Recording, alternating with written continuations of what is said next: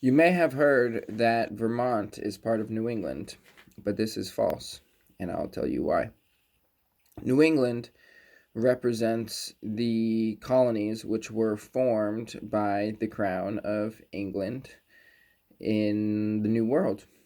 And they are all formed by maritime law, and they're all on the Atlantic seaboard, and they have coastal cities, and most of those coastal cities are along the deltas of rivers.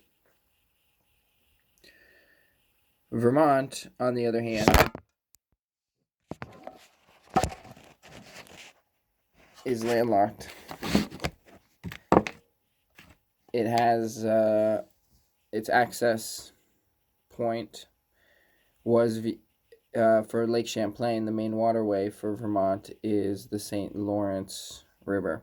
So at that point in time, Vermont, the current state of Vermont, was actually claimed back in the time of the colonies that I'm saying was claimed by the colony of New York, the colony of New Hampshire, the colony of Connecticut, and then at one point the colony of Quebec, or Montreal, I guess it would be Montreal. So Vermont now exists as a state of the United States because Vermont then and so Vermont was originally constituted in 1777 as a independent republic formed by the authority of the sovereigns of the country thereof. This is the political revolution that is known as the American Revolution, where the authority and sovereignty is derived from the people, from the bottom up, and rests with the people, as opposed to resting with a crown centralized corporate institution. Decentralized life over centralized and perpetual death.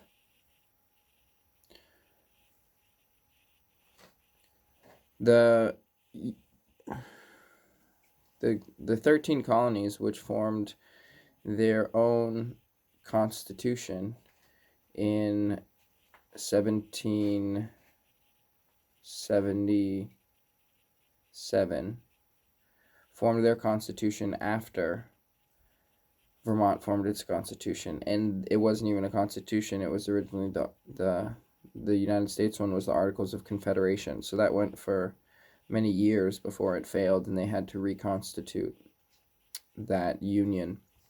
Meanwhile, Vermont was an independent republic, constituted continually from 1777 on.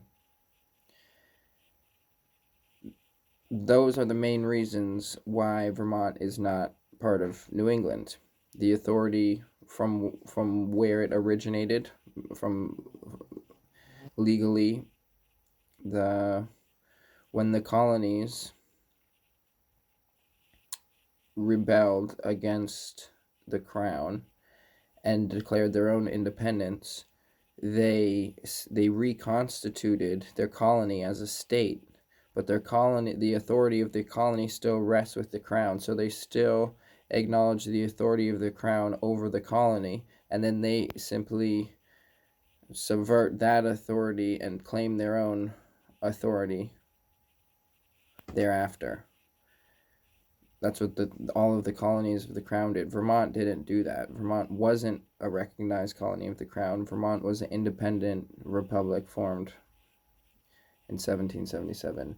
It, from the start, banned slavery, so slaves were never tolerated in Vermont. Vermont is the destination of the Underground Railroad.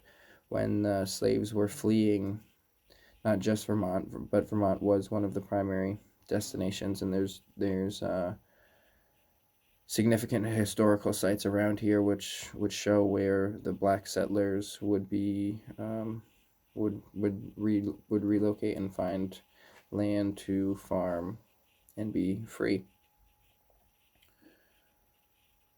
What else? Vermont, when it joined the Union, it's the only state like this. There were no clauses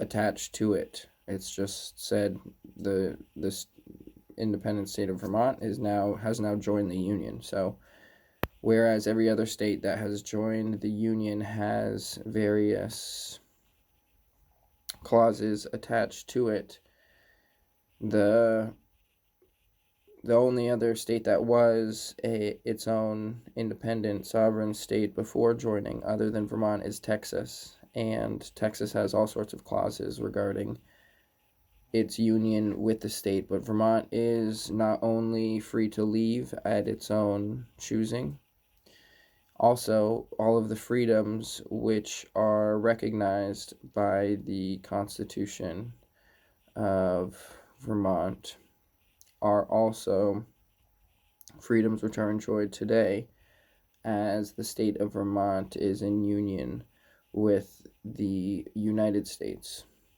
And some of these rights and inherent freedoms are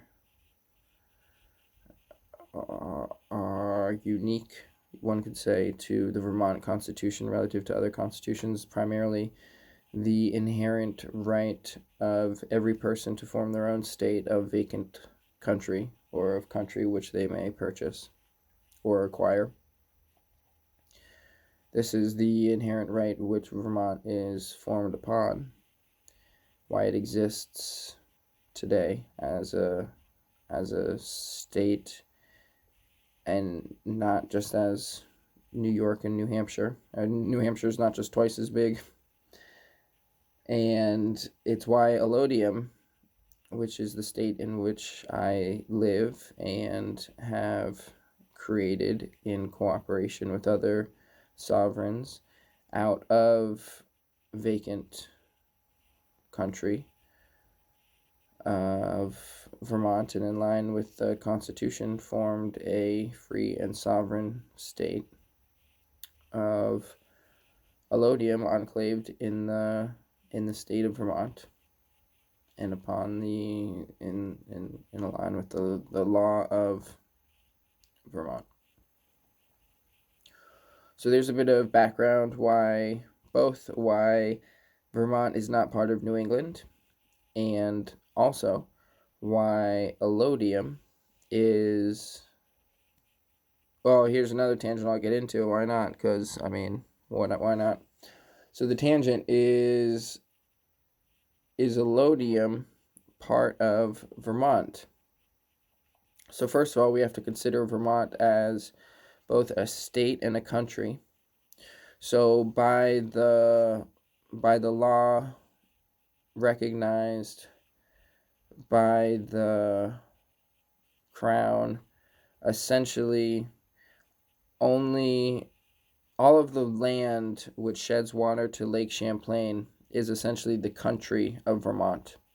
The state of Vermont is only on the east side of that lake, and then it continues to the west shore of I want to say that's the Connecticut River that goes in between Vermont and New Hampshire. So part of the state of Vermont sheds to the Atlantic Ocean. So there's a difference between the state of Vermont and the country of Vermont. So Allodium is a state, and it's formed out of the country of Vermont, and in line with the original Constitution of Vermont, and yet it does not exist within the state of Vermont. It's like an island enclaved within or without the state of Vermont. So it's surrounded by the state of Vermont, but it's not in the state of Vermont. So they're neighbors, Allodium and Vermont. Allodium and the state of Vermont are neighbors, and yet Allodium is formed out of the country of Vermont. There's the answer to that question for that tangent, and that wraps up this video. I hope you've enjoyed